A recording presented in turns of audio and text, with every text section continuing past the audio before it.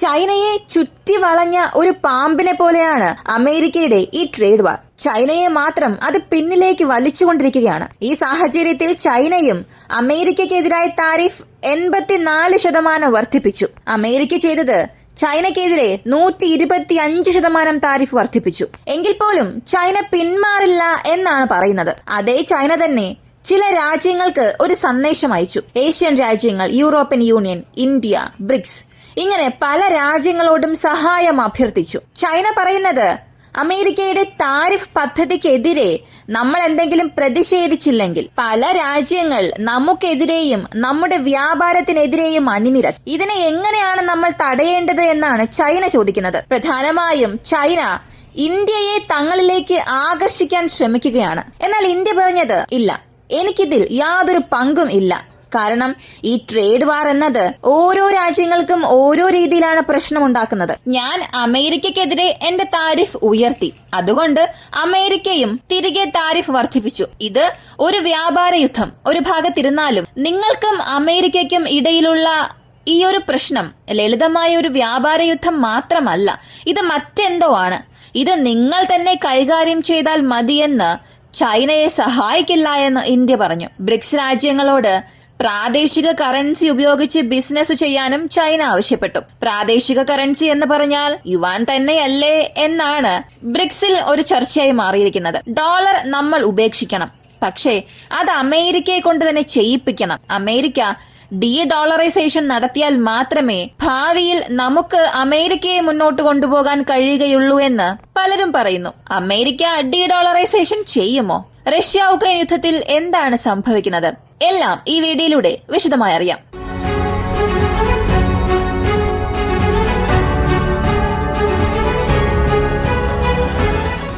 അമേരിക്കയ്ക്കും ചൈനയ്ക്കും ഇടയിലുള്ള ഈ ട്രേഡ് വാർ ഇത് ഹോളിവുഡ് വരെ വന്നെത്തി. ഹോളിവുഡ് സിനിമയൊന്നും ഇനി ചൈനയിൽ പ്രസിദ്ധീകരിക്കരുത്.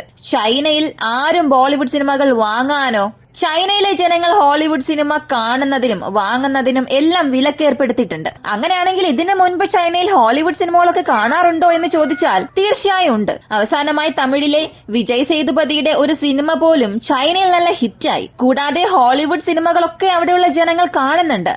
പക്ഷേ ഇനി അവിടെ അങ്ങനെ ഉണ്ടാകാൻ പാടില്ല എന്ന് ചൈന പറഞ്ഞു. ബ്രിക്സ് രാജ്യങ്ങളോട് ആവശ്യപ്പെട്ടതും റഷ്യയെ വച്ച് ഇന്ത്യയോട് സംസാരിപ്പിച്ചതും ഇവയെല്ലാം ചൈനയുടെ ഒരു ചെറിയ കളി തന്നെയാണ്. അമേരിക്ക രക്തച്ചൊരിച്ചിലൊന്നുമില്ലാതെ ഒരു യുദ്ധം ജയിച്ചു. പല രാജ്യങ്ങളും അമേരിക്കയുടെ ഈ വ്യാപാര യുദ്ധത്തെ കണ്ട് ഭയന്നു. എന്തിന്? ഇന്ത്യ ഉൾപ്പെടെ നമ്മൾ പോലും ഭയന്നു. വ്യാപാര യുദ്ധം ഇങ്ങനെയൊക്കെ വന്നാൽ ഇന്ത്യയുടെ സമ്പദ് വ്യവസ്ഥ തന്നെ തകരും. അതുകൊണ്ട് നമ്മളൊരു യുദ്ധത്തിനൊന്നും തയ്യാറാകുന്നില്ല. ഒരു സമാധാനമാണ് നമുക്ക് ആവശ്യം. അതിനാൽ നമുക്കിടയിലുള്ള വ്യാപാരം 2.5 മടങ്ങ് വർദ്ധിപ്പിക്കണം. ഇതൊക്കെയാണ് ഇന്ത്യ പറഞ്ഞത്. ഇതല്ലാതെ ഇന്ത്യ അമേരിക്കയ്ക്കെതിരെ ഇത്ര താരിഫ് വർദ്ധിപ്പിക്കുമെന്നൊന്നും പറഞ്ഞിട്ടില്ല. അങ്ങനെ ഒരു കാര്യം പുറപ്പെടുവിക്കുന്നതും അത്ര സാധാരണ കാര്യമല്ല, അതും ഇന്ത്യയുടെ സമ്പദ് വ്യവസ്ഥയെ സംബന്ധിച്ചു. പക്ഷേ അതേസമയം അമേരിക്കയ്ക്കെതിരായ ഒരു റെസിപ്രോക്കൽ താരിഫ് നമ്മൾ പുറപ്പെടുവിച്ചാൽ നമ്മുടെ മേഖലകളെല്ലാം തകരും. പ്രധാനമായും പ്രൈവറ്റ് സെക്ടേഴ്സ്, IT എല്ലാം തന്നെ തകർച്ചയിലാകും. ഇന്ത്യയുടെ വളർച്ച തന്നെ കുറയും. അതിനാൽ ഇന്ത്യ അമേരിക്കയ്ക്കെതിരെ താരിഫ് ഏർപ്പെടുത്തുന്നതും ശരിയല്ല. അതുകൊണ്ടാണ് ഇന്ത്യ താരിഫ് ഏർപ്പെടുത്താത്തത്. എന്നാൽ പെട്ടെന്ന് ചൈന വന്ന് പറയുകയാണ് നിങ്ങൾ അമേരിക്കയ്ക്കെതിരെ നീങ്ങണമെന്ന്. നമ്മളത് കേട്ടോ? തീർച്ചയായും ഇല്ല. നമ്മളും പല തവണ ചൈനയോട് പറഞ്ഞിട്ടുണ്ട്, ഇങ്ങനെയുള്ള വസ്തുക്കളൊന്നും ഇന്ത്യയിലേക്ക് ഇറക്കുമതി ചെയ്യരുത്, ഞങ്ങളുടെ അതിർത്തികളിൽ പ്രശ്നങ്ങളൊന്നും സൃഷ്ടിക്കരുത് എന്നൊക്കെ. ഇതൊക്കെ ചൈന കേട്ടോ? ഇല്ലല്ലോ. അങ്ങനെയുള്ളപ്പോൾ ചൈന പറയുന്നത് മാത്രം നമ്മൾ എന്തിന് കേൾക്കണം? എന്തിന് പല രാജ്യങ്ങളും കേൾക്കണം? ഇതിലെന്ത് ന്യായമാണ് ഉള്ളത് എന്ന ചോദ്യം തീർച്ചയായും വരും. ശരി, ഇത് അമേരിക്കയ്ക്കും ചൈനയ്ക്കും ഇടയിലുള്ള ഒരു വ്യാപാര യുദ്ധം. അപ്പോ റഷ്യ ഉക്രൈൻ യുദ്ധത്തിൽ ഇപ്പോ എന്താണ് സംഭവിക്കുന്നത്? റഷ്യക്കെതിരെ ഉക്രൈന് ആർട്ടിലറി ഷെൽസ്, ഏകദേശം 15 ലക്ഷം ആർട്ടിലറി ഷെൽസ് ചെക്ക് ഗവൺമെന്റിൽ നിന്നും വന്നിട്ടുണ്ട് എന്ന് ചെക്ക് ഗവൺമെന്റ് പ്രഖ്യാപിച്ചു. എന്നാൽ ആർട്ടിലറി ഷെൽസ് ഒക്കെ വരുന്നുണ്ട്. ഈ വരുന്നതെല്ലാം എവിടെയെങ്കിലും സൂക്ഷിക്കണം, അല്ലെങ്കിൽ അവർക്ക് ആവശ്യമായ ആർട്ടിലറി ഷെൽസ് നിർമ്മിക്കാനുള്ള ഒരു ഫാക്ടറി ഉണ്ടായിരിക്കണം. അങ്ങനെ ഒരു ഫാക്ടറിയെയാണ് റഷ്യ 1 മണിക്കൂറിനുള്ളിൽ ഒഴിപ്പിച്ചത്. പുടിന്റെ സൈന്യം ഒരു സുപ്രധാന ചുവടുവയ്പിലേക്ക് എത്തിയിരിക്കുകയാണ്. അവർ പൂർണ്ണമായും ആക്രമണാത്മകമായി പെരുമാറുകയാണ്. ഒരു ഡിഫൻസീവിന്റെ പോലും അവർ എടുക്കുന്നില്ല. അത്രത്തോളം ഒഫൻസീവായാണ് അവർ ആക്രമിച്ചുകൊണ്ടിരിക്കുന്നത് എന്നാണ് ഉക്രൈൻ കുറച്ചു ദിവസമായ വാർത്തകൾ പറയുന്നുണ്ട്. പറഞ്ഞു വന്നാൽ സെലൻസ്കി ദിവസവും പറയുന്ന വാർത്തകളിൽ ഇത് തന്നെയാണ്. റഷ്യ ഒഫൻസീവായാണ് ആക്രമിക്കുന്നത് എന്ന് സ്ഥിരീകരിച്ചുകൊണ്ടേയിരിക്കുന്നുണ്ട്. അങ്ങനെ ഒഫൻസീവിലുള്ള റഷ്യ അവർക്ക് ആവശ്യമായ എനർജി സെക്ടേഴ്സിൽ ആക്രമിക്കില്ല എന്നും പറഞ്ഞു. കരിങ്കടലിൽ ഞങ്ങൾ തൊടുക പോലും ഇല്ല എന്നും പറഞ്ഞു. അപ്പോ ശേഷിക്കുന്ന പ്രദേശങ്ങൾ ഏതെന്ന് നോക്കിയാൽ അവരുടെ സൈനിക താവളങ്ങളുള്ള പ്രദേശങ്ങളാണ്, ഗോഡൌൺസ് ആണ്. അവിടെയാണ് ആക്രമണം നടത്തുന്നത്. അതും അവരുടെ ഷെൽസുകൾ സൂക്ഷിച്ചിരിക്കുന്ന സ്ഥലം, ഷെൽസും അവ നിർമ്മിക്കുന്ന ഫാക്ടറി, ഇങ്ങനെ പല സ്ഥലങ്ങളെ നശിപ്പിച്ചതായി വാർത്ത വരുന്നുണ്ട്. ഇത് ഉക്രൈനും സ്ഥിരീകരിച്ചു. അതായത് അവരുടെ രാജ്യത്ത് നിർമ്മിച്ച ഷെൽസിനെ എല്ലാം റഷ്യ നശിപ്പിച്ചു. വിദേശ രാജ്യങ്ങളിൽ നിന്നും നിർമ്മിച്ച ഷെൽസ്, ആർട്ടിലറി ബോംബ്സ് ഇവയൊന്നും റഷ്യ നശിപ്പിച്ചിട്ടില്ല. അവയുള്ള സ്ഥലങ്ങൾ അവർക്ക് അറിയില്ല എന്നും പറഞ്ഞു. സുമി മേഖലയിലെ ഷോസ്ട്രിക എന്ന പ്രദേശം, അവിടെയാണ് ആർട്ടിലറി ഷെൽസ് നിർമ്മിക്കുന്നത്. ആ ഒരു ഫാക്ടറിയാണ് റഷ്യ നശിപ്പിച്ചത്. എന്നാൽ ഉക്രൈൻ ഈ വാർത്ത എങ്ങനെ പുറത്തുവിട്ടു എന്നറിയണ്ടേ? റഷ്യ നടത്തിയ ആക്രമണങ്ങളിൽ പല നില കെട്ടിടങ്ങളിൽ ഉണ്ടായിരുന്ന ഒരുപാട് പേർ മരിച്ചു എന്ന വാർത്തയാണ് പുറത്തുവിട്ടത്. റഷ്യ പറഞ്ഞത് അതങ്ങനെ ബഹുനില കെട്ടിടങ്ങളൊന്നും അല്ല, നിങ്ങളുടെ ഷെൽസ് വെച്ചിരിക്കുന്ന സ്ഥലമാണ്, നിങ്ങൾ വേണമെങ്കിൽ ഇത് കണ്ടോളൂ എന്ന് പറഞ്ഞ് ഒരു തെളിവും കാണിച്ചു. പിന്നീട് ഉക്രൈൻ ഒന്നും സംസാരിക്കാനും സാധിച്ചില്ല. ATAGS ഇത് വളരെ പ്രധാനപ്പെട്ട ഒരു ആയുധമാണ് എന്ന് നിങ്ങൾ ചിന്തിച്ചാൽ ശരിയാണ്. ഇന്ത്യ 300 ATAGSന് ഓർഡർ നൽകിയിട്ടുണ്ട്. തീർച്ചയായും ഇതൊരു ലാൻഡ്മാർക്ക് ഡീൽ തന്നെയാണ്. അതുപോലെ 6 പ്രധാനപ്പെട്ട കരാറുകൾ ഇന്ത്യ റഷ്യയുമായി കൈകോർത്തു എന്ന വാർത്തയും പ്രധാനപ്പെട്ടതാണ്.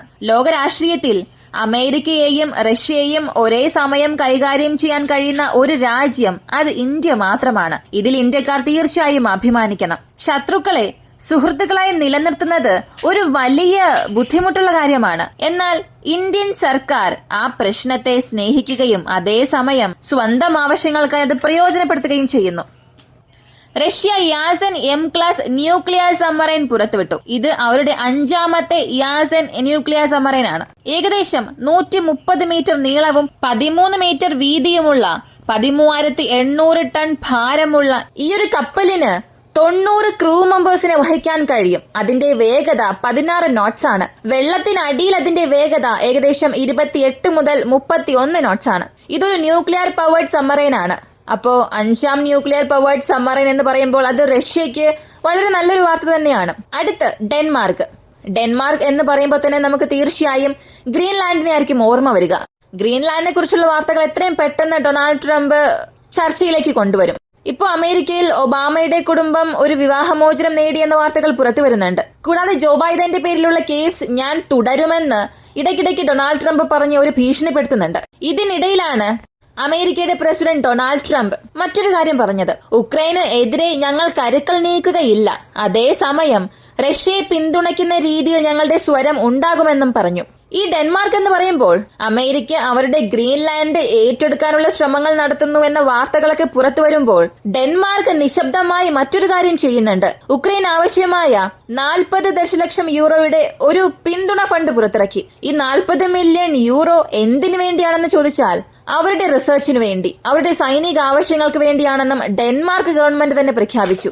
അതേസമയം ഏകദേശം 900 ഉക്രൈനിയൻ സൈനികരുടെ ഡെഡ് ബോഡീസ് റഷ്യയിൽ നിന്നും സ്വാപ്പ് ചെയ്തിട്ടുണ്ട്. ഡൊണാൾഡ് ട്രംപ് ഈ അധികാരത്തിൽ വന്നതിന് ശേഷം 2ാം തവണയാണ് 2 രാജ്യങ്ങളും ഈ ഒരു സ്വാപ്പ് ചെയ്യുന്നത്.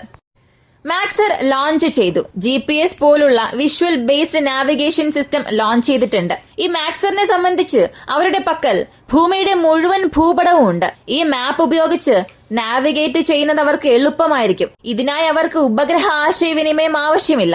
ഈ ഒരു വിഷ്വൽ ബേസ്ഡ് നാവിഗേഷൻ സിസ്റ്റം തീർച്ചയായും ഒരു വലിയ വിജയമായിരിക്കും. എന്നാൽ സൈനിക തലത്തിൽ ഇത് എങ്ങനെ വിജയിക്കും എന്നുള്ളത് നമുക്ക് കണ്ടറിയാം. സ്വീഡനെ സംബന്ധിച്ച് 7 മില്യൺ യൂറോ ഡ്രോൺസിന് വേണ്ടിയും ഡീമൈനിങ്ങിന് വേണ്ടിയും, ഉക്രൈന്റെ ഡ്രോണിന് വേണ്ടിയും ഡീമൈനിങ്ങിന് വേണ്ടിയും ഉപയോഗിക്കാമെന്ന് ഒരു സഹായമായി അവർ നൽകിയിട്ടുണ്ട്. റഷ്യയുടെ സ്റ്റേറ്റ് മീഡിയാസ് പറയുന്നത് റഷ്യയുടെയും അമേരിക്കയുടെയും ബന്ധം വളരെ നന്നായി മാറിയിട്ടുണ്ട് എന്ന വാർത്തകൾ വലിയ രീതിയിൽ പുറത്തുവിടുന്നുണ്ട്. അതേസമയം ചൈനയ്ക്കെതിരെ ഉക്രൈൻ പുറത്തുവിട്ട പ്രധാനപ്പെട്ട ഒരു വാർത്ത, 5 ചൈനക്കാർ ഞങ്ങളുടെ സൈനികർക്കെതിരെ യുദ്ധം ചെയ്തു, ഞങ്ങൾ അവരെ പിടിച്ചു വെച്ചിട്ടുണ്ട്. ഇതുപോലെ 155 ചൈനീസ് സൈനികർ റഷ്യൻ സൈന്യവുമായി ചേർന്ന് പോരാടുന്നുണ്ട്. അവരെല്ലാം ഞങ്ങളെ നശിപ്പിക്കാനാണ് ശ്രമിക്കുന്നത് എന്നൊക്കെ സെലൻസ്കി പറഞ്ഞിരുന്നു. ഇതിനെ ബീജിംഗ് ശക്തമായ ഒരു എതിർപ്പ് പ്രകടിപ്പിച്ചിട്ടുണ്ട്. നിങ്ങൾ 2 പേരെ അറസ്റ്റ് ചെയ്തുവെന്നും പറയുന്നു. വീണ്ടും 155 പേരുണ്ടെന്നും പറയുന്നു. ഇതിന് തെളിവ് ഞങ്ങൾക്ക് ആവശ്യമാണ്, അത് ഞങ്ങൾക്ക് നൽകണമെന്ന് ബീജിംഗ് ആവശ്യപ്പെട്ടു. ഈ ആവശ്യം സെലൻസ്കി എങ്ങനെ പൂർത്തീകരിക്കാൻ പോകുന്നു എന്നുള്ളത് കാത്തിരുന്ന് തന്നെ കാണാം. ഈ വീഡിയോ കുറിച്ചുള്ള നിങ്ങളുടെ അഭിപ്രായം കമന്റിൽ പറയുക. ഇങ്ങനെയുള്ള വീഡിയോസ് ആണ് താല്പര്യമുള്ളവരാണ് നിങ്ങളെങ്കിൽ ഇപ്പൊ തന്നെ നമ്മുടെ ചാനൽ സബ്സ്ക്രൈബ് ചെയ്യുക. മറ്റൊരു വീഡിയോയുമായി വീണ്ടും കാണാം.